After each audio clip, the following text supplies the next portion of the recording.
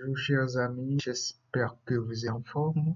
Alors, si tu es nouveau sur la chaîne, je t'invite déjà à t'abonner pour ne rien rater. Comme ça, chaque fois que je publie, tu vas donc suivre les nouvelles au fur et à mesure. J'ai publié le bilan de la semaine passée sur les pages Facebook et Instagram, donc les opportunités qui ont été anticipées sur le GBPUSD et sur où je peux voyer le Nasdaq. Donc, j'ai publié ça. Donc, globalement, c'est une semaine qui s'est très bien passée. Ce sont d'ailleurs des trades que j'ai moi-même saisis. Alors, ce soir, j'ai annoncé euh, l'analyse, les provisions sur l'or. C'est ce que j'ai annoncé. Le marché a déjà ouvert dans le niveau que j'ai marqué que ça allait défoncer. Il a déjà cassé le niveau. Et là, il se dirige tout droit vers les autres blocs qui sont dans cette zone-là. Euh, alors là, tout de suite, en fait, ici, il y avait une opportunité qu'on pouvait, saisir ici, mais tel que le marché s'est comporté à la fin, on ne pouvait plus saisir cette opportunité parce que le niveau ici est vraiment vide actuellement. Ceux qui ont réussi à casser le niveau là, la plupart ils sont en train de liquider dans cette zone là. Et il n'y a pas d'institutionnels qui sont rentrés dans cette zone pour qu'on puisse s'attendre à un débouclage. Donc, en l'état, si euh,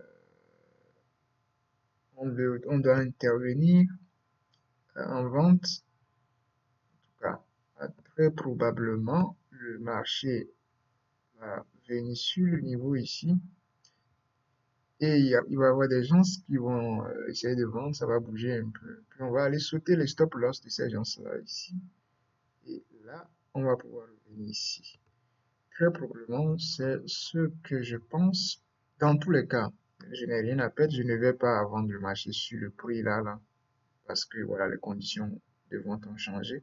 Si c'était juste quelque part ici, il revenait. Là, j'allais vendre, mais jusqu'à ce qu'ils viennent ici, là, il y a beaucoup de changements. Donc, la seule condition pour que je vende, c'est que ça sur les stop loss ici. Donc là, je suis sûr que les gens ont perdu déjà de l'argent.